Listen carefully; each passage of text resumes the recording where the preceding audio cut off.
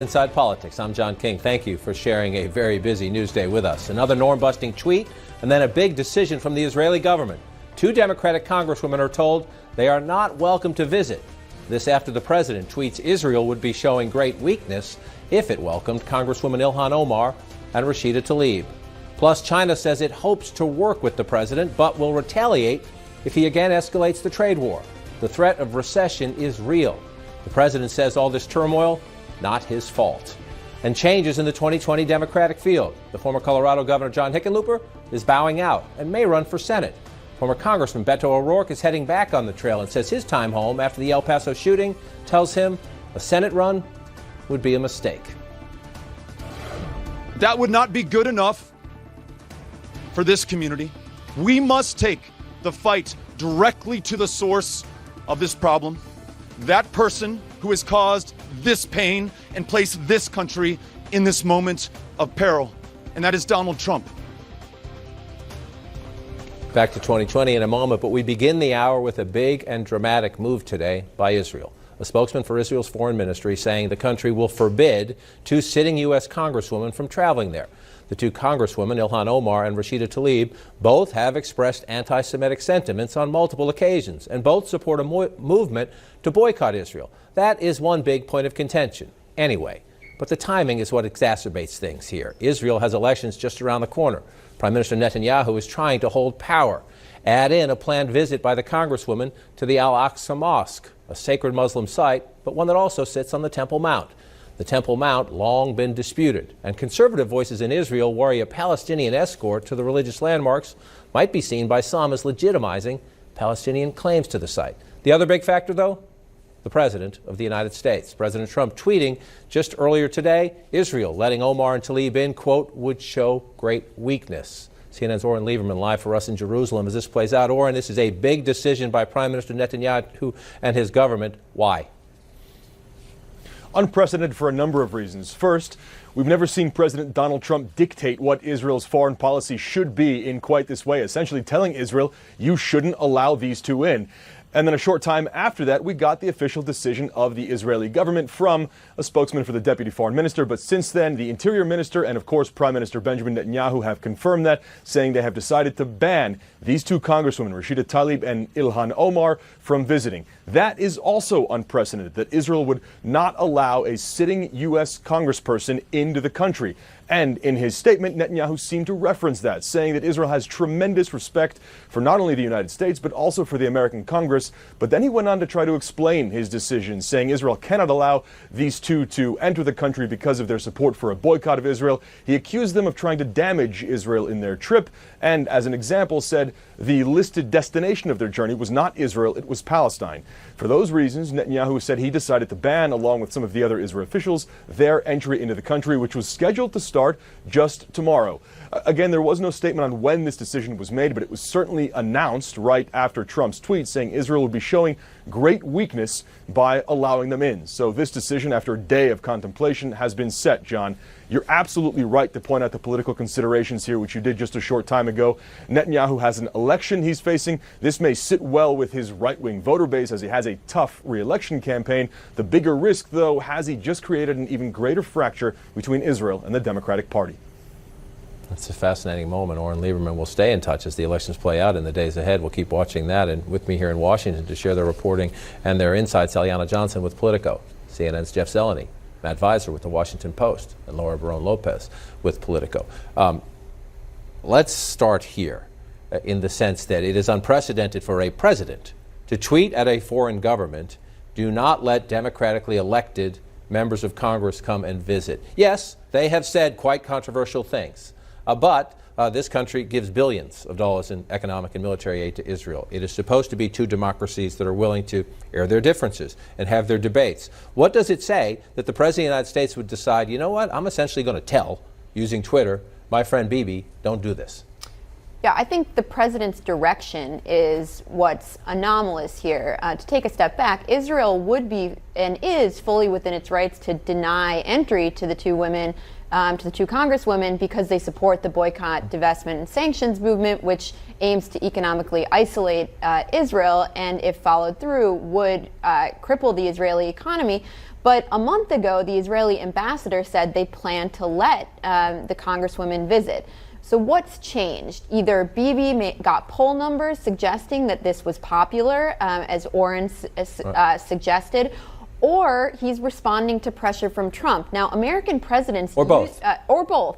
And the timing of this, which President Trump tweeted, and then about an hour later, the Israeli government made the announcement. The Israeli government and the American government are typically careful, and the Israeli government particularly chafes at the suggestion that it is acting according to the dictates of the U.S. government, or that it's the lapdog, that's usually a pejorative term, of the American government. So I think the greater issue here is Bibi acting under pressure from Trump? I think the optics are troubling. Because the president has, and it's been quite clear, he's trying to drive a wedge between Israel and the Democratic Party. He's trying to use these two, yes, at times very controversial Democratic congresswomen as part of that effort. Prime Minister Netanyahu now helping him.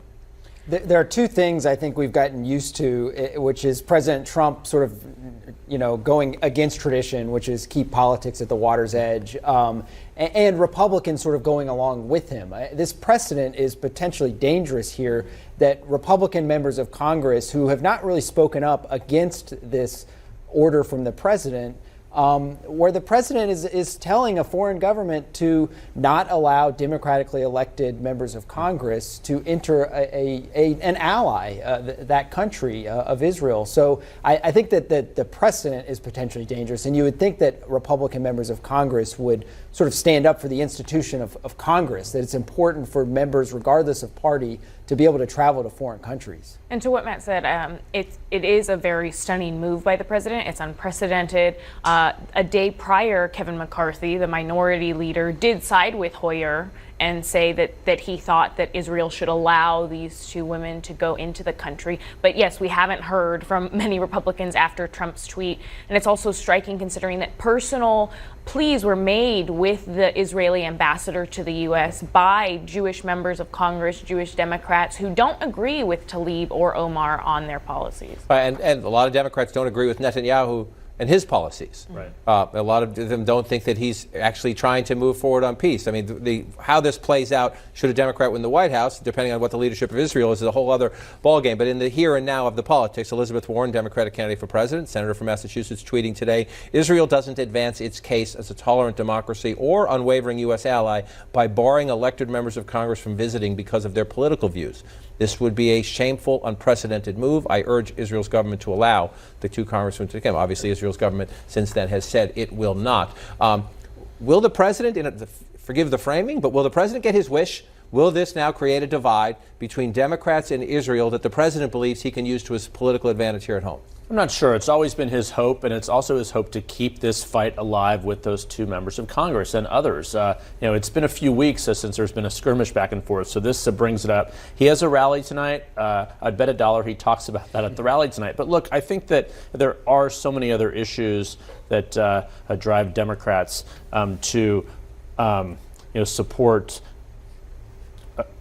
broader and larger policies here. So I would be surprised if he's successful driving a wedge long term, but I think it just looks like Bibi's weak here. He's like following President Trump's lead, and to me, that the stunning part of that is on his side more than on Trump's side. It's not surprising that President Trump did this at all by this point. It'll be fascinating to see how that point plays out, because Netanyahu's calling card is strength. He had the elections, narrowly won the elections not that long ago, has to go back and do it again because he couldn't form a coalition government.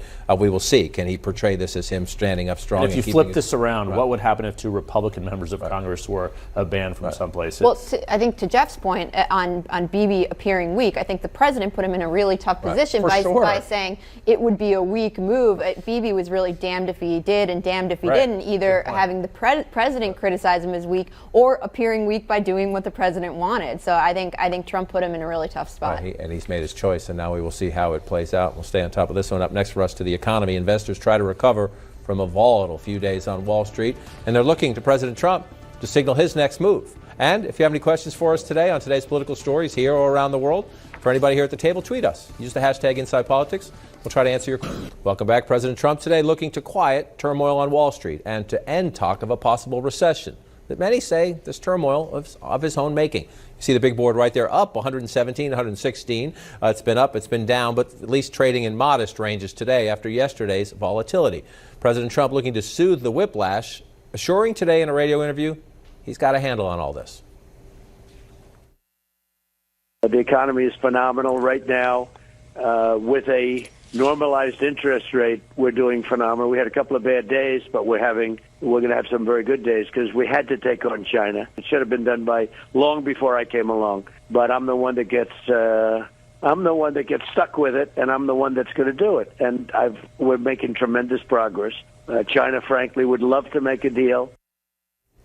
The president's Twitter account, of course, is often part of the volatility. A few highlights here just from yesterday, where he played a heavy round of blame game. Our problem is with the Fed, the president says, raised too much and too fast, now too slow to cut. The president bashing, quote, clueless Jay Powell and the Federal Reserve.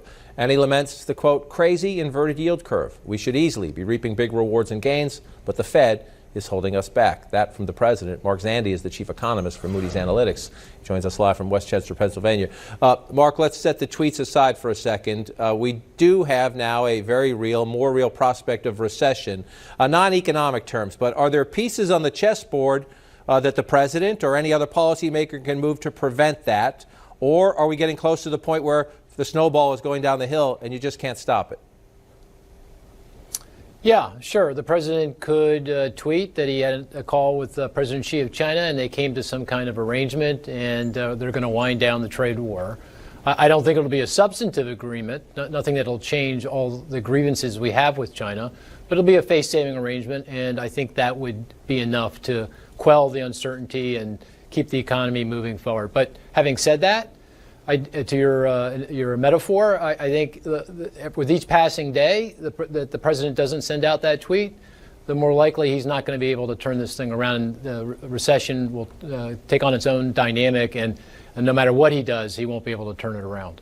Do you have a clock for that, a reasonable clock saying that you better calm things down by date X or else we're at the point of no return? I think it's in the next few months. I think the key here is what businesses decide to do with all this. If they've already cut back on their investment, that has flatlined since the trade war began a little over a year ago. They are starting to become more cautious in their hiring. Job growth has slowed quite sharply since this time last year. If they step back a little bit further on hiring and unemployment starts to rise, then that's the fodder for recession. And I think under current conditions, if the president does nothing with regard to the trade war, we'll probably hit that point of no return sometime this fall. And the president says this is Jay Powell and the Fed's fault. There are a lot of people who say no, that it's a much more complicated discussion. There are global factors, but if you want to blame one person in the United States, it would be the president and his unpredictable tweets. Which would you pick? Yeah, this is not complicated at all. This is President Trump's fault. I mean, the Fed, poor Fed, they're trying to follow this guy around. He's going from here to there and everywhere else and created all this uncertainty. And the Fed is trying to calibrate monetary policy, interest rates, to offset the bad policy he's putting in place. So it has nothing to do with the Fed. This has everything to do with the very poor trade policy that the president is pursuing. Mark Zandi, appreciate your insights. So stay close to that camera in the weeks ahead as we get closer to your deadline out there. Joining our discussion here in studio, Damian Paletta of the Washington Post, Gina Smilik of the New York Times. To follow up on Mark was saying, you're in this moment now where both from an economic standpoint, which matters most to the people watching there at home, and the president's political standing, which is you do not want a recession heading into your re-election year. That's quite obvious. What policy levers are there from the U.S. perspective? If Germany tips in a recession, there's nothing the President of the United States can do about that. You saw the bad numbers out of China overnight. There were bad numbers out of the U.K. in recent days. But what policy levers are available to a President of the United States? Well, it's a great question. I mean, usually the stimulus we see is more spending and tax cuts. The White House has already done that, so that's not really in their playbook anymore.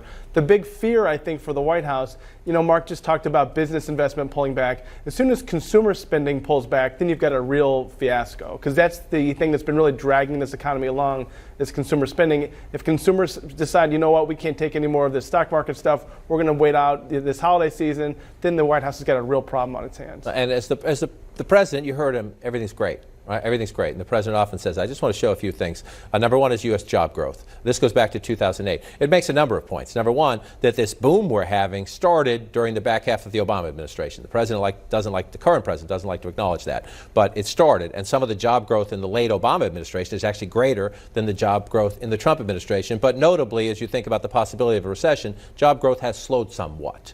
And then you look at the unemployment rate, which if you're a president running for re-election and you can say, the unemployment rate's at 3.7%, and look at that line, even just the line since Trump became president, that's great. However, if we get at or in recession, that's going to start to go up.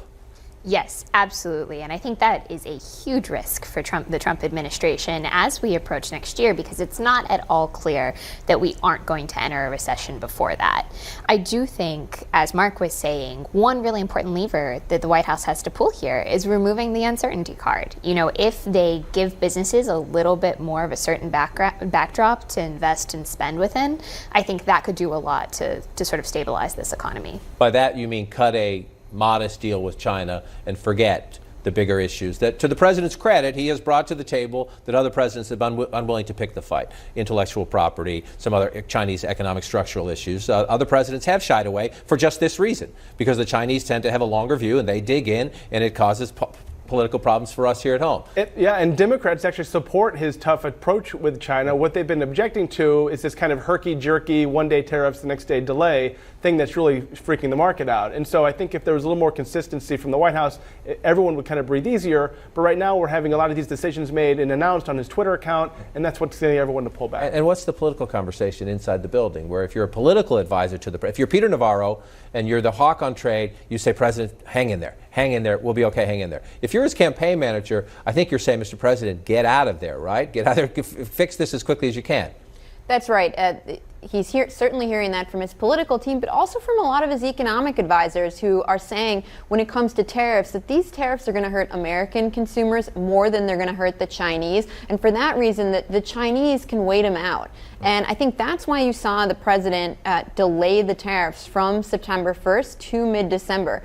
His trade team sat down with him last week and said that they were hearing an outcry from American retailers who said if he imposes these tariffs in September, it is going to crush holiday sales and really send both consumers and retailers into a panic. And I think that really would have hurt his re-election chances. So he did agree to delay them until December 15th. Now, whether they will go into effect December 15th, I think we're going to see a whole new round of negotiations and speculation around that date at this point. It'll be fascinating to watch as we go forward. Appreciate you guys coming in and talk economy with us. Next, Beto O'Rourke returns to the campaign trail.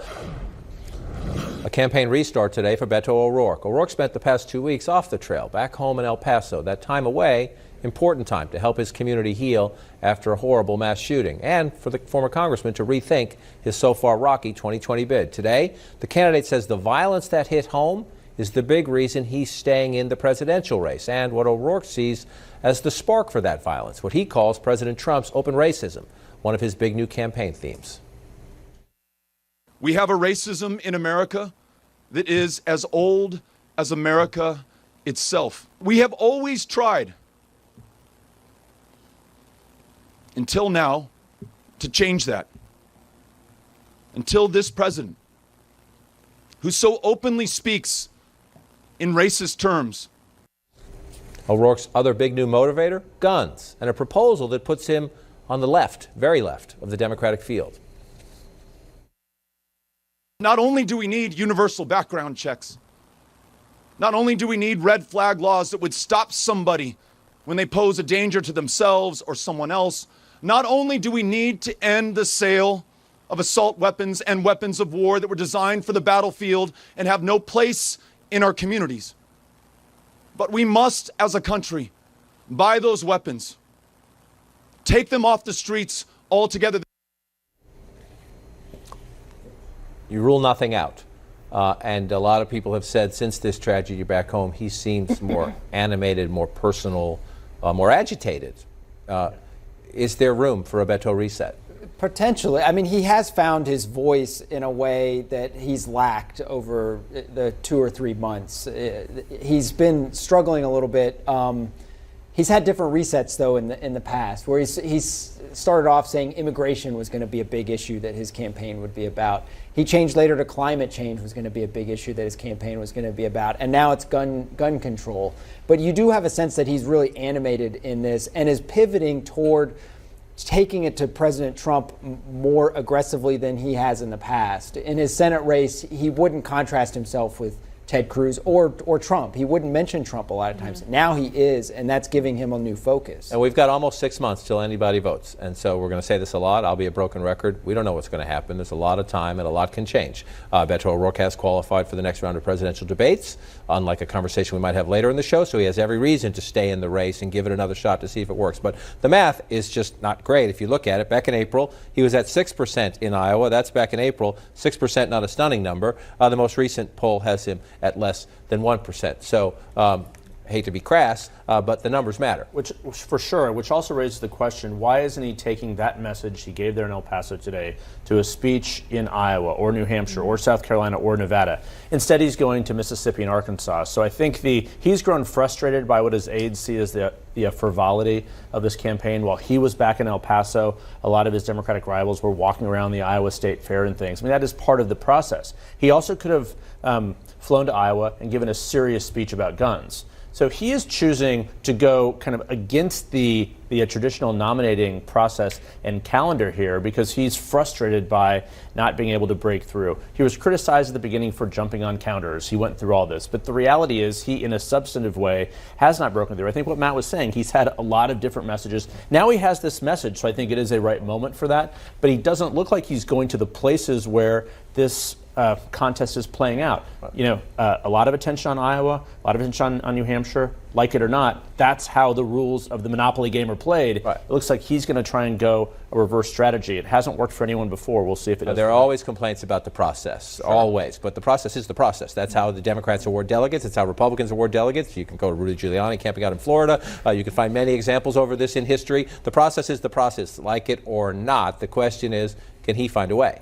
Right, and I think that he needs to be focusing on the early voting states. All of them do. So again, to Jeff's point, it's not that the message won't resonate, because I've heard from a number of Democratic strategists and activists that they feel as though there still is a void amongst within the field of a Democrat who will really take it to Trump and who will talk very explicitly about race and about white supremacy and about white nationalism. And so there is an opening there for him. But if he's giving that message in places that aren't going to boost him in the primary, then it's hard to see how long he's going to last. The Houston Chronicle on Sunday saying, get out. Please get in the Senate race. He has until December 9th to make that decision. So he can go another round of the debates. He says, no, I want something bigger. The question is what?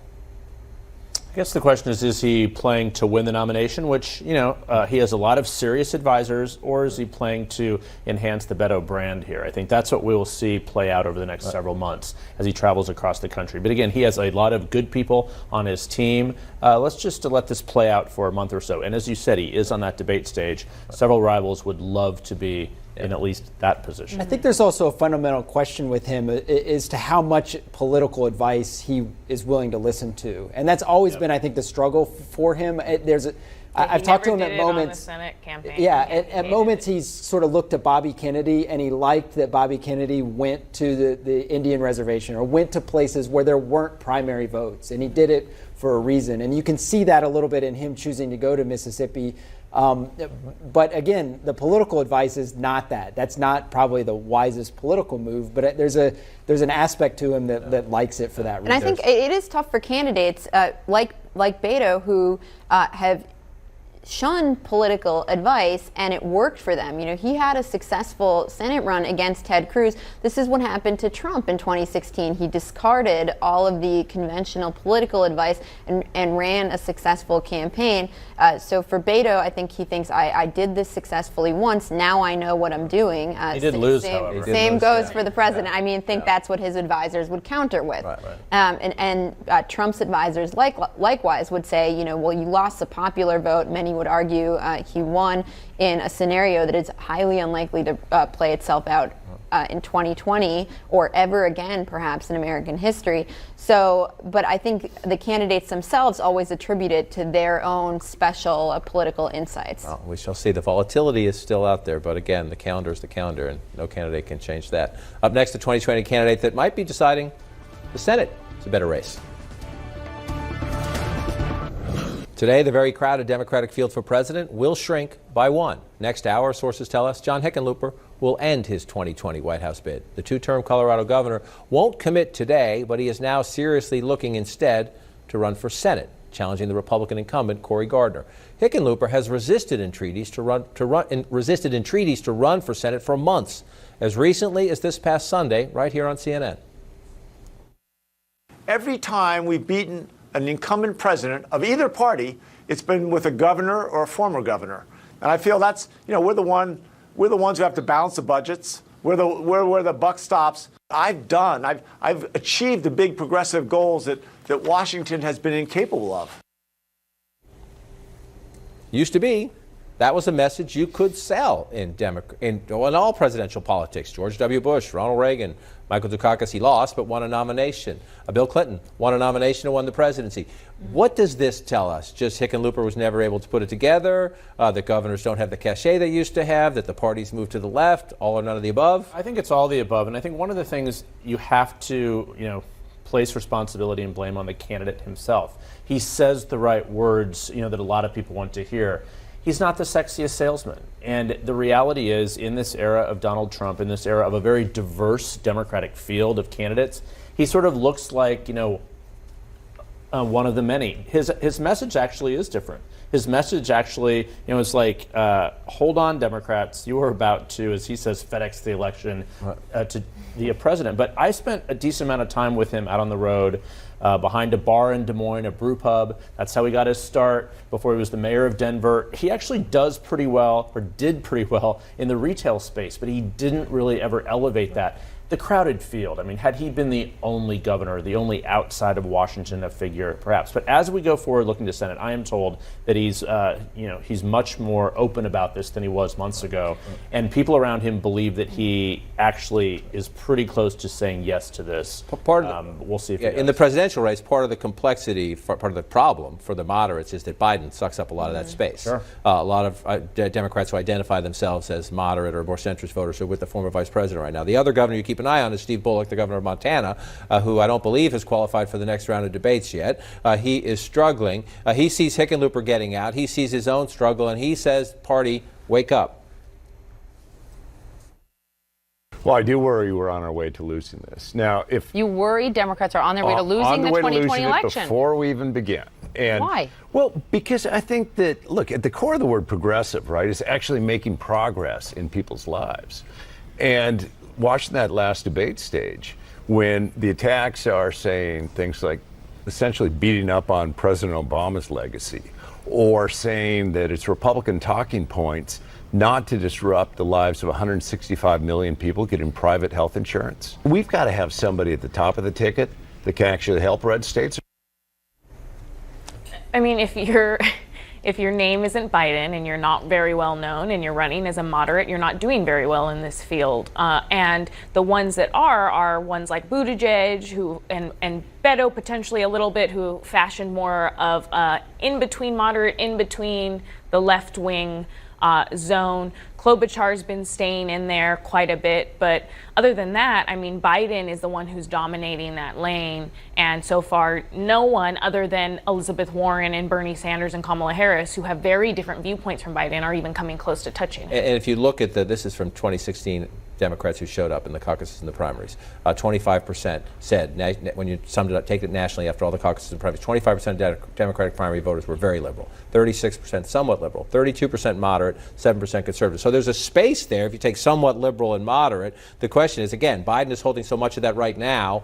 Will the other moderates be around if and when he did come back to earth, if and when he did suffer? Who will be left at that point? I do. The party does seem headed toward this epic clash of those different viewpoints. And I think Biden's shakiness in some of his early debate performances does give an avenue toward a moderate alternative to Biden in that space, just like Warren and Sanders are sort of duking it out on the progressive lane. The question is who can emerge in that way, and I think Hickenlooper was an imperfect messenger for that, and Bullock is trying to fill that space. Jay Inslee is trying to fill that space, and there are other sort of accomplished people who are sort of scratching their heads at why they are not catching on. And part of that is Biden. Part of that is just the crowded nature of the field. In Iowa last week, there was just sort of a thirst for the field to narrow. It was just, there's too many candidates for anybody to focus on and get to know and dig through the policies of these people. So maybe Hickenlooper getting out will help narrow that. It'd be interesting to see what the conversation is after the next round of debates and how many candidates we have as we get past Labor Day toward the end of the year. So you'll get some winnowing. We'll see how it goes through. New developments now in a major breaking political story today. Israel's decision to ban 2 Democrats in Congress, Representative Ilhan Omar of Minnesota, Representative Rashid Tlaib of Michigan. Israel says they are not welcome. They had planned to visit to Israel, also to visit some Palestinian sites while there. Israel says they are not welcome. That decision coming after President of the United States tweeting Israel would look weak, show great weakness if it allowed them to come. As reaction comes in now from interested political groups. This from AIPAC, the American Israeli Political Action Committee. We disagree with Representative Omar and Tlaib's support for the anti-Israel and anti-peace BDS movement. That's a boycott movement, along with Representative Tlaib's call for a one-state solution.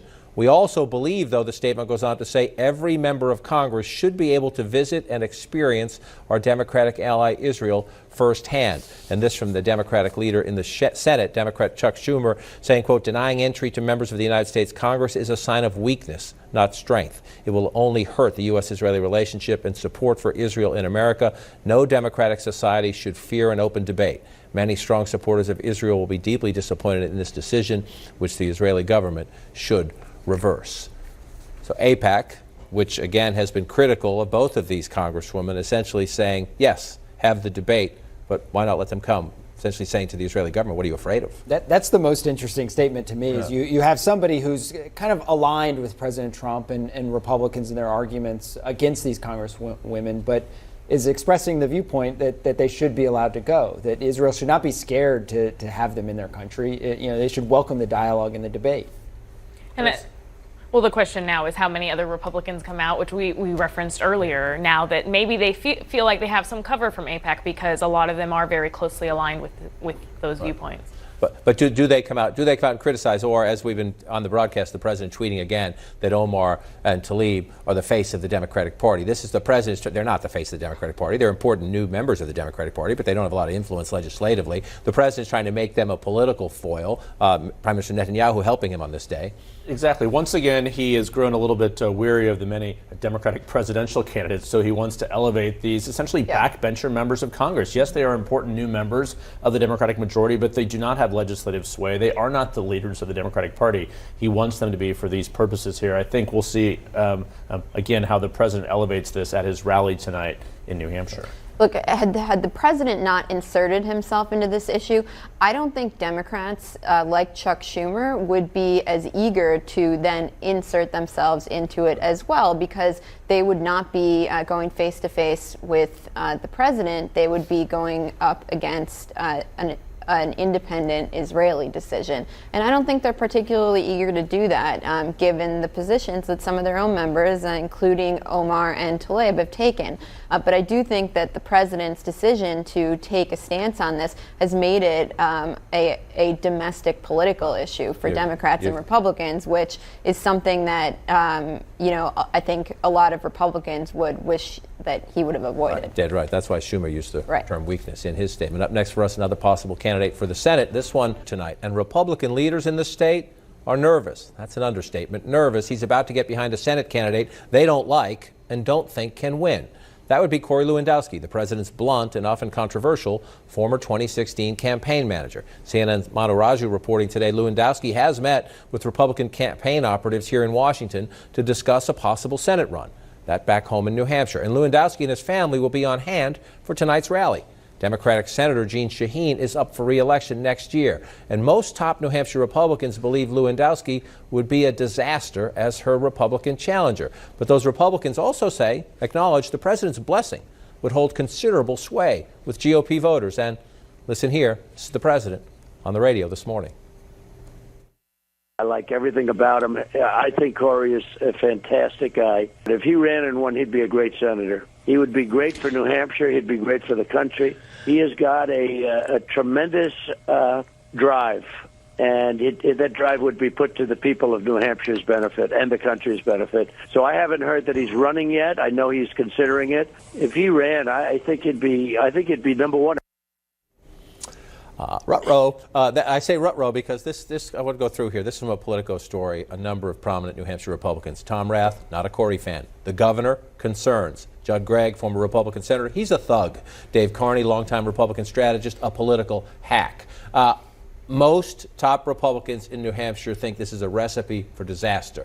The president clearly thinks just the opposite. I mean, to be fair, all of those people would have said the same thing about Donald Trump in 2015 and did. And I think Trump, shocked the world when he won New Hampshire in that primary and defeated Jeb Bush and Marco Rubio and others at that moment. And he views Corey Lewandowski as a key to that, Lewandowski's ties to New Hampshire. So I think that's explaining a little bit of President Trump's favor. I want to think, what committees does he want to serve on? Foreign affairs, defense. I mean, does he really want to be a senator, or does he want to be Donald Trump's man on the Senate? Look, we should not discount the possibility of this, because who knows, with President Trump on the ballot, boy, that is a big help. But it's a pretty big gift for Jeanne Shaheen, the Democratic incumbent. Yeah, I think that's right. There aren't all that many potential Republican pickups on the 2020 map. And so to cede one to a candidate who's perhaps not the best possible candidate, I think is tough. But also there are a lot of Trump allies who are hoping that he does run so that he won't be around to put bugs in the president's ear and potentially derail his re-election bid. The concern from local GOPers, though, is that they don't think someone like Lewandowski, yes, could beat Shaheen. He doesn't expand the base beyond the voters that are already with Trump. So he could maybe very well win a primary, but against Shaheen, his odds aren't that good. Who has proven she's a survivor. She's had tough races. She's a former governor. She's a survivor. It'll be another fun one to watch, including that rally tonight. Thanks for joining us Inside Politics. See you back here this time tomorrow. Don't go anywhere. Very busy news day. Breonna Keeler starts right now. Have a great afternoon.